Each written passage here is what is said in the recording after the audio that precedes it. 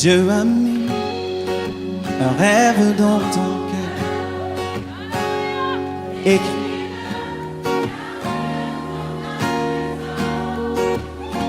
Quoi qu'on dise, protège la vision. Avec oh oui, quand tu sais de tout ton être que ce rêve ne vient pas de toi, même si tu ne vois que le sévère. Persévère, persévère, persévère,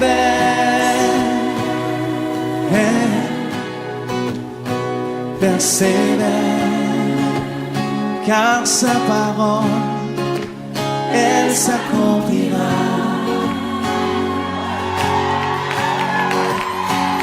Si dans ton cœur est réelle cette promesse, quand vient le doute, lève-toi et confesse que Dieu est vrai et que sa parole demeure éternelle.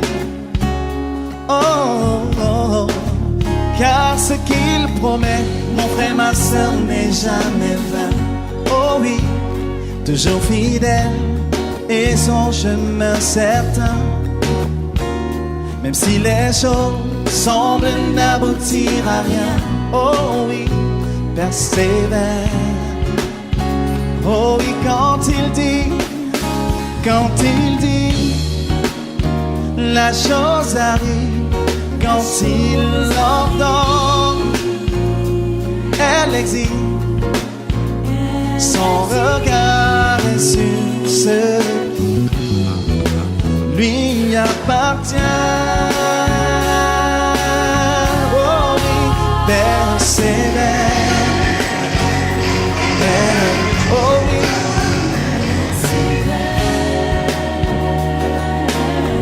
oh oui, persévère. Oh oui, persévère.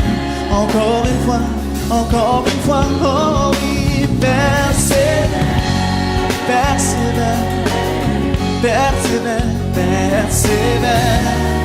Quoi qu'il arrive, peu importe les montagnes, persévère, persévère, car sa parole, elle s'accomplira certainement. Elle s'accomplira. Elle s'accomplira. Oh,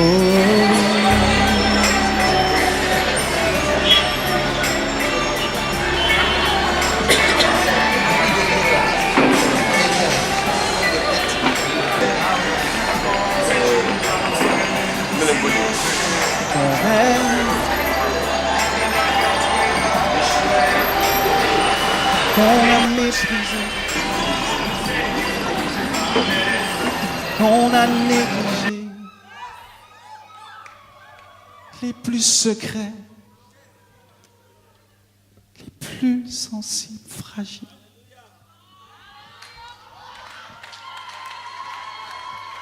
Il s'accomplira.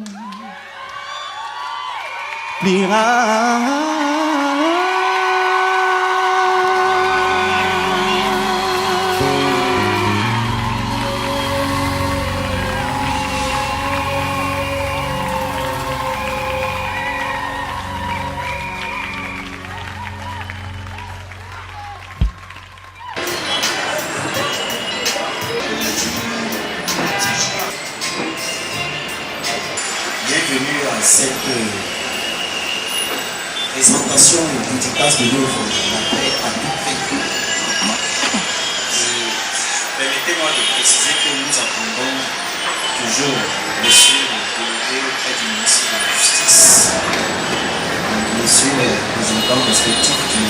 ministère des arts, de la culture et celui de l'éducation de base. Et son Excellence, Monsieur l'ambassadeur du Gabon au Cameroun, Monsieur le directeur de l'UNESCO, Monsieur le directeur de l'ONU-SIDA au Cameroun. Bien, au nom de la maison d'édition du panel, nous vous souhaitons la bienvenue une fois de plus à cette présentation, à cette dédicace de l'œuvre La Paix à tout prix, fruit de l'inspiration de notre jeune écrivain à ma gauche, Germain Donfa. Bien, un président africain, Thomas Sankara, comme il parle de disait, il faut oser. Et cet après-midi, mesdames et messieurs, Germain Donfa a osé, c'est-à-dire inscrire son œuvre, La Paix à tout prix, dans un genre hautement délicat. Les enseignants de français ne diront pas la poésie, le genre poétique. Je vous assure, si vous n'avez pas les pieds par terre, vous en savez la poésie. Il a vraiment osé. Et pour ce, mesdames et messieurs, permettez d'applaudir. Merci. De l'enseignant de français que je suis, je suis très honoré que mon frère et ami Donfa Germain se lance dans ce domaine. Bien, le thème ce soir, la paix, est un thème fort évocateur. L'actualité s'y prête. Bien, au cours de ces débats, nous allons épiloguer là-dessus. Je ne suis pas seul. À ma gauche, vous avez celui que j'appelle le héros pour avoir la star du jour, M. Donfa Germain, écrivain et enseignant de formation. Plus loin, nous avons M. Sibéen. Il est professeur d'LC, enseignant dans le centre. Et à l'extrême de gauche, vous avez le représentant de Harmattan Cameroun, la maison qui a édité La Paix à tout prix. Il est directeur adjoint de Harmattan Cameroun, M. Fouapon. Et bien, sur ce, je m'en vais vous déballer l'ordre du jour. Monsieur Fouapon, directeur adjoint de Harmattan Cameroun. Ensuite, nous allons passer à l'anneau de lecture qui sera une signature de M. Sibéna pour enfin envoyer avec M. Germain Donfa, l'auteur, et avant de passer à la cérémonie de dédicace proprement dite. Sur ce, M. Flocon, directeur d'Harmattan Cameroun, je vous passe la parole. Merci infiniment. Je voudrais, cher public, commencer par vous dire que ma joie est vive, mon bonheur est heureux. Alors quand je dis je dis le docteur Roger Mondouy, du nom du directeur de Harmattan Cameroun, qui est malheureusement absent, mais qui m'a demandé de vous transmettre ses amitiés toujours renouvelé. Ceci dit, permettez-moi, cher public, de m'acquitter dans une voie de gratitude. Je voudrais comme ça remercier infiniment tout ce joyeux public venu, il faut le reconnaître, si nombreux pour cette soirée intellectuelle. Pour vous en doutez, cher public, nous ne serions pas ici si vous n'étiez pas là.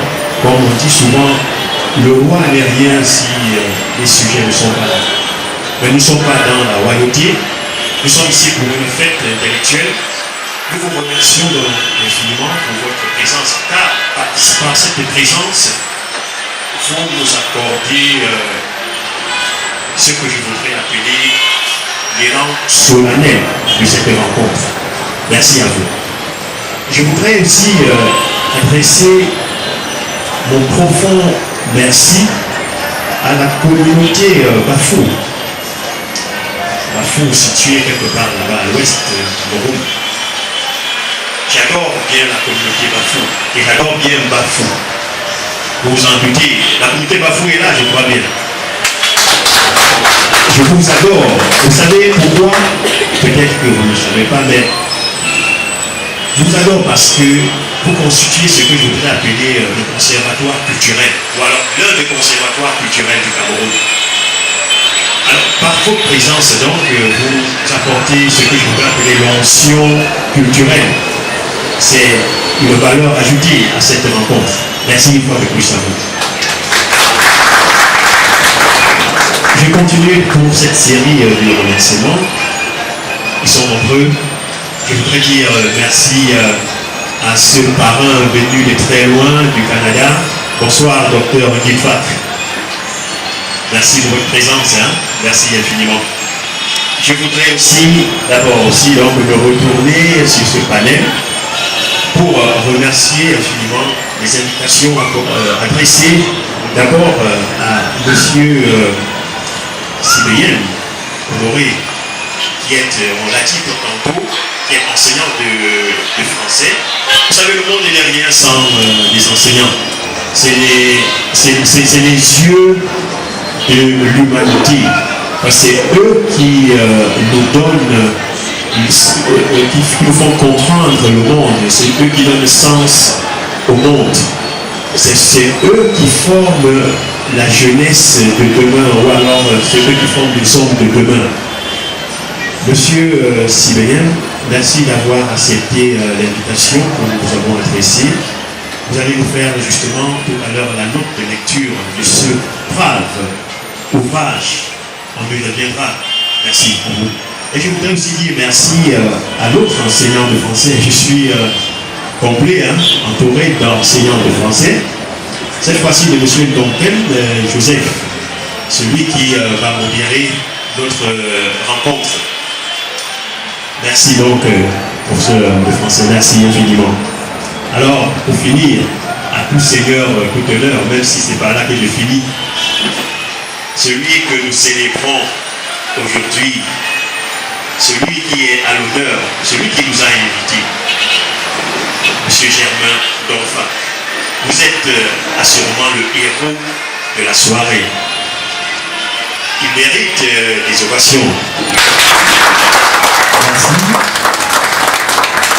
Monsieur Germain Donfa, je vous dis merci particulièrement, vous vous en doutez, parce que vous avez choisi d'éditer cet excellent ouvrage dans la maison d'édition que je représente, l'Harmattan.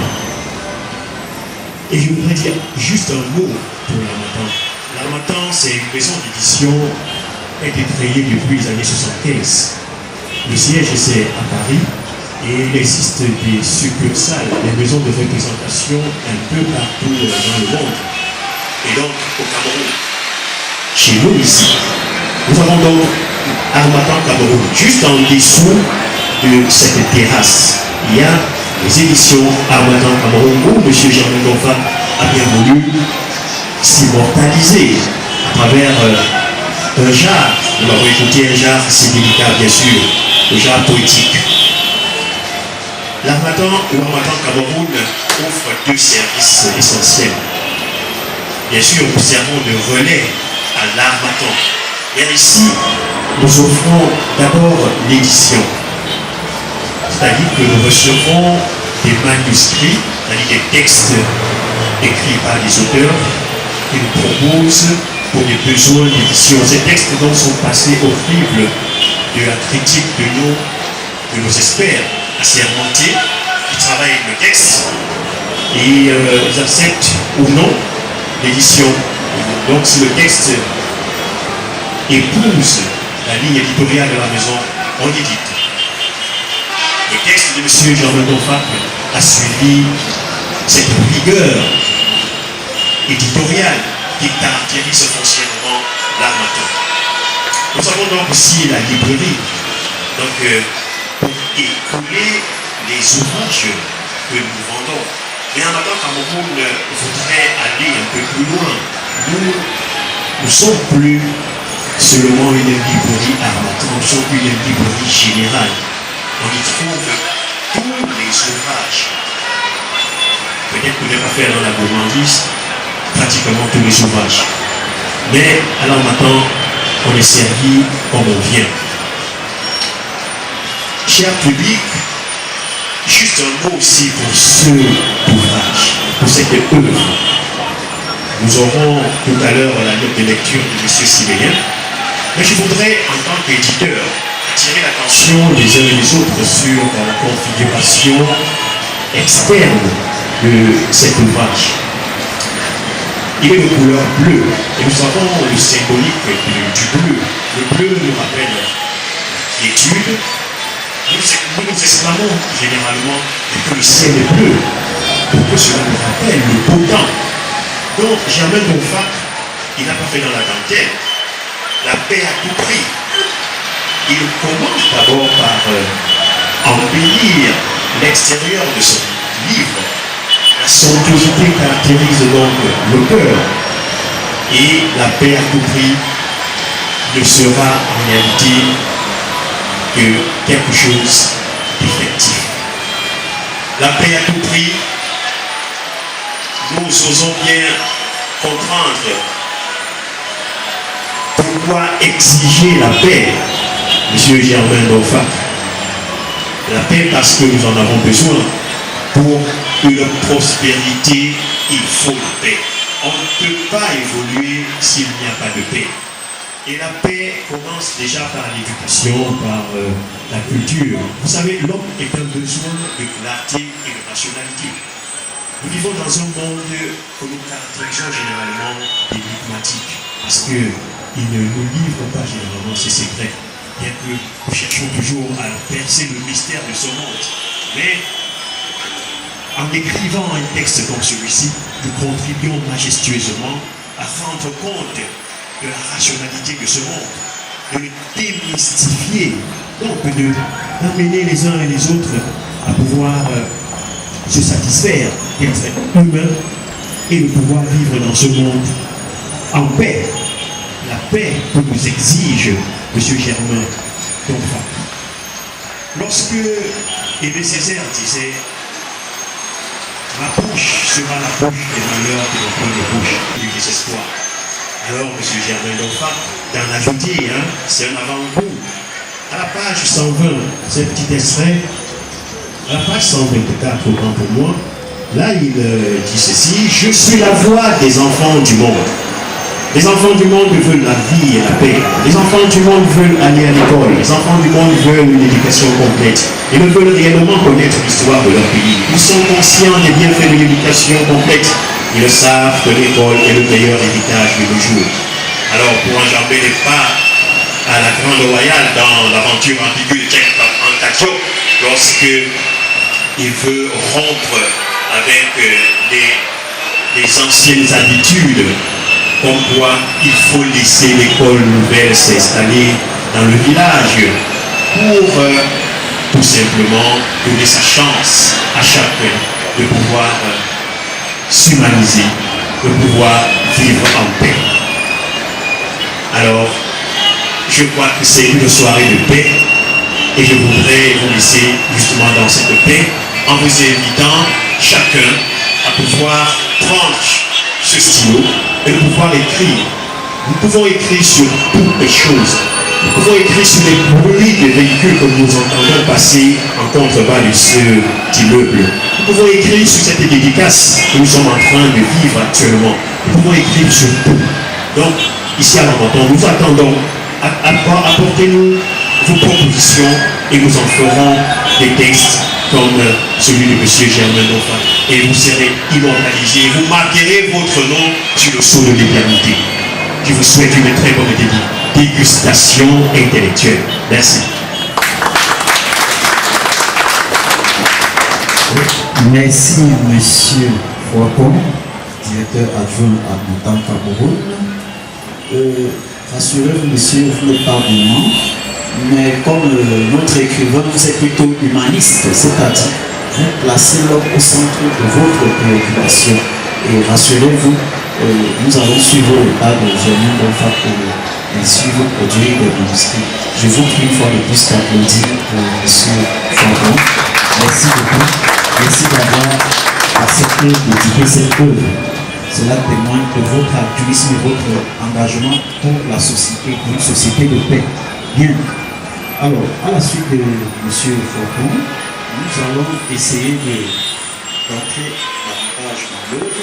Mais avant d'y arriver, sur la première couverture figure d'abord le nom de l'auteur, Germain Donfa. Certainement, cher de Dieu, vous demandez d'où vient-il? Nous connaissons Moretti, nous connaissons Panis Béala, nous connaissons Madame Bovary de Gustave Flaubert, nous connaissons André Mauriac. Mais Germain Donfa, d'où vient-il? Au point de produire un recueil de poèmes. Alors, Germain Donfa est tout simplement, il est né le 20 août 1952 à Bafou, 1982 à Bafou, au Cameroun. Et rassurez-vous, il publie son premier ouvrage poétique en 2003, en classe de terminale au lycée de Bafou, après la mort brutale de son père. À cause de ses écrits virulents, il s'exile au Gabon en 2006. Il obtient respectivement une licence et une maîtrise en lettres modernes françaises à l'université Omar Bongo.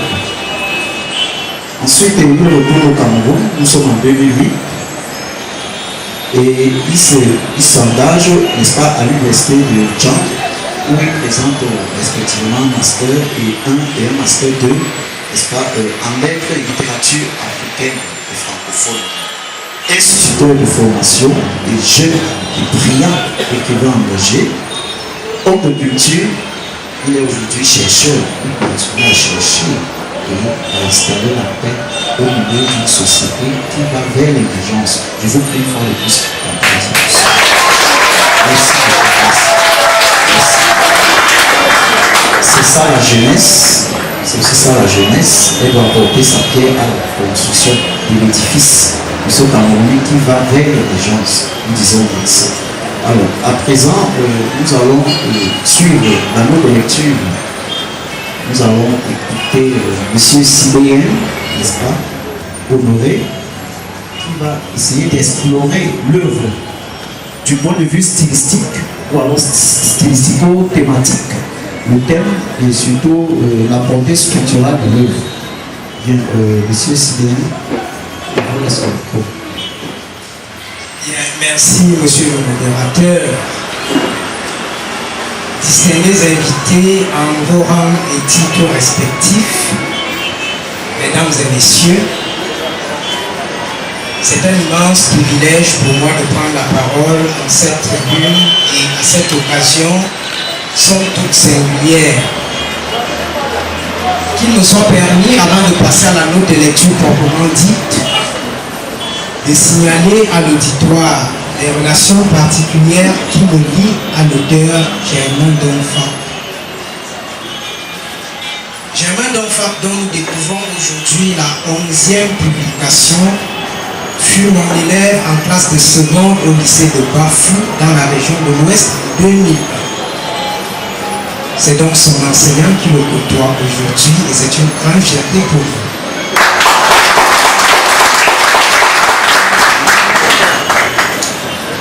Il se montra à cette époque-là épris de désir et de plaisir pour la lecture et la production des textes versifiés. Malgré un certain dédain et même une certaine réticence qu'affichaient ses camarades de classe, certains sont dans la foule, pour la poésie qui n'est pas un genre redonné à tous, Germain s'est mis à l'œuvre sous mes encouragements. Moi qui leur disais à ses camarades et à lui qu'il n'y avait pas d'école de formation en soi pour être écrivain. À cette époque naquit alors sa vocation d'écrivain.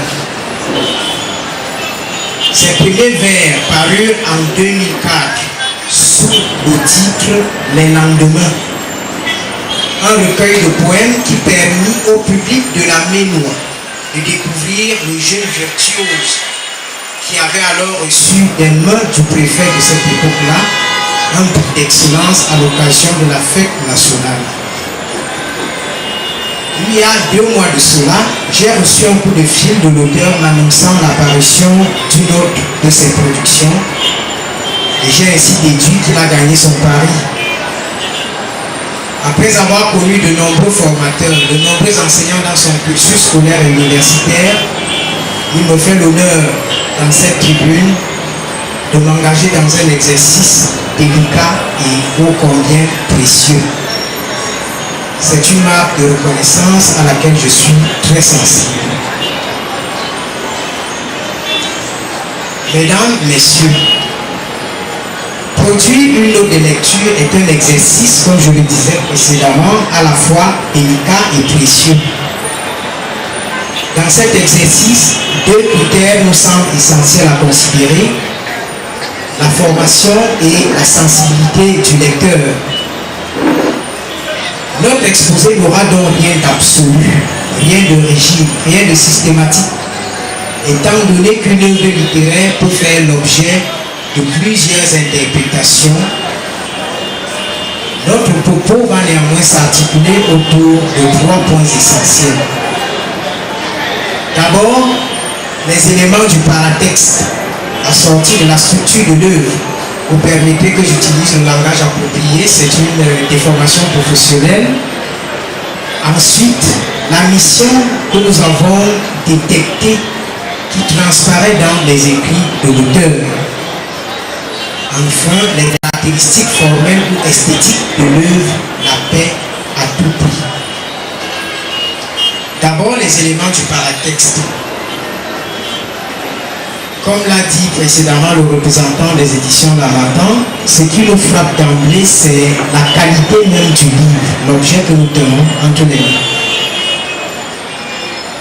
Cette qualité vient de ce que le format est consistant, les écrits sont bien lisibles et surtout la couverture dans tous ces compartiments affiche des informations toutes significatives. Hormis le nom propre Germain Donfa, qui représente l'auteur, la paix à tout prix est le groupe nominal qui nous permet d'imaginer le titre de l'œuvre. Titre en dessous duquel nous avons l'indication poème. Mes prédécesseurs l'ont dit, ce jeune auteur s'est engagé sur un terrain suffisamment puissant, suffisamment sensible, et il a fallu qu'il ose écrire des poèmes. Le ton est donné sur le contenu même de l'œuvre à travers le titre « La paix à tout prix ». Il est possible qu'au lieu de considérer la préposition « à », que nous fassions une autre lecture du même titre. La paix à tout prix. Le verbe avoir. C'est-à-dire au nom de la paix, il n'y a pas de prix à donner. L'ouvrage que nous découvrons cet après-midi paraît en 2013 aux éditions L'Harmattan, dont la renommée, la fiabilité, la crédibilité et l'onction donnent davantage du prix à cette œuvre. C'est dire si l'éditeur dont nous avons lu ce représentant ici a trouvé en cette publication du sérieux, du bon à lire et du bon à faire lire. La collection Littérature et Savoir est le label sur lequel émerge ce recueil de poèmes qui s'inscrit dans la lignée d'autres productions poétiques de la même nomenclature. La 4e de couverture nous donne un aperçu critique de l'ouvrage tout en dévoilant certains éléments de la biographie de l'auteur qui vous ont été présentés. Dans sa structure globale, lorsque nous ouvrons le livre, cet ouvrage dont la dédicace est faite est un recueil de poèmes, c'est-à-dire une collection de plusieurs textes poétiques. Il y en a 37 au total, avec des titres aussi variés les uns que les autres. Permettez que je vous en fasse une lecture exhaustive. Le premier poème a pour titre Calligramme. Et dans la suite, nous avons La naissance de la mort, la nouvelle poésie des siècles. Pourquoi j'écris? Mon piment, la carte nationale d'identité de l'Afrique. Combinaison d'idées, nostalgie, course vers l'incendie, adieu tribalisme, le monde ensanglanté, le journal de 2011, le malheur du bonheur au Cameroun, théâtre au marché central de Douala, le monde à l'envers, la corruption et la mort, l'avenir de l'Afrique dans la poubelle, les larmes au Cameroun, la prison et les innocents, mission, la liberté des mots, ambition, et si la paix, les pleurs pour la joie, clin d'œil sur le Cameroun, j'aime le Gabon, printemps arabe, éloge et prière, le traumatisme psychologique, Don Juan et ses accidents, prière d'accusation, la maison de mon voisin, ma chambre de Libreville, le deuil de l'Afrique, la jalousie de la politique. L'humaniste a la parole et comme bouquet final, appel lancé que va d'ailleurs déclamer l'auteur bientôt. Mesdames et messieurs, vous convenez avec moi que derrière cette pluralité de titres, cette diversité de résonances, cette mosaïque de consonances se déploie la mission de l'écrivain.